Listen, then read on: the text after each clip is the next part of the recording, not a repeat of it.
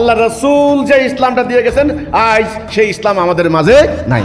এদিকে ওয়াজ মাহফিল নামাজ রোজা পাল্লা দিয়ে বেড়েছে, এদিকে অন্যায় অপরাধ পাল্লা দিয়ে বেড়েছে।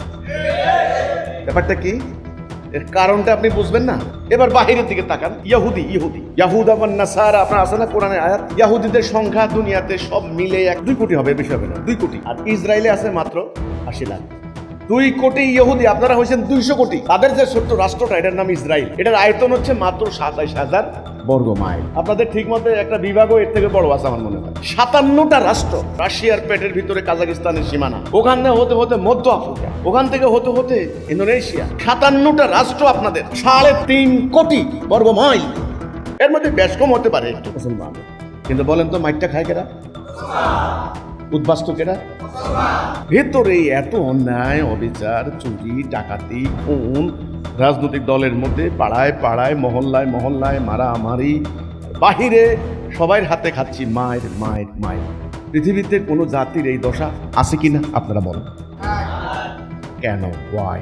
নামাজ তো হচ্ছে, রোজা তো হচ্ছে, হজ তো হচ্ছে, বলো তো কোথায় ভুল, কোথায় মিস্টেক, কোথায়? কোথাও না কোথাও তো একটা শুভঙ্করের ফাঁকি আছে। কোথায় সমস্যাটা? কোথায় প্রবলেমটা? কোথায়? এই রোগটা তো আপনাকে ধরতে হবে, ঠিক সমস্যাটা কোন জায়গায়, এটা ঠিক করবেন, তারপরে সেই মোতাবেক ঔষধ দিবেন, কাজ হবে, নাহলে কাজ হবে, নাহলে আরো বাড়বে।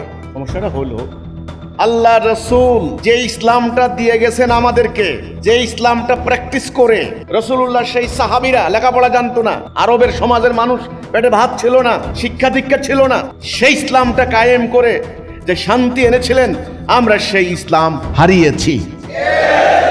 1 নাম্বার, আল্লাহ রাসূল যে ইসলামটা দিয়ে গেছেন আজ সেই ইসলাম আমাদের মাঝে নাই। রাসূলুল্লাহ কোন ইসলাম দিয়ে গেছেন, এগুলো কি মিলে না তো? রাসূলুল্লাহ সাহাবীরা তো এত কোটি কোটি ছিলেন না, সকল কিছু মিলিয়ে হয়তো কয়েক লাখ। এই উম্মত মুহাম্মদী দুনিয়াতে ছিলেন সেরা জাতি, আজ আমরা 200 কোটি। গলত কোথায়? এইটাই হলো কথাটা, যে রাসূলুল্লাহ যে ইসলামটা দিয়ে গেছেন আজ সেই ইসলামটা আমাদের মাঝে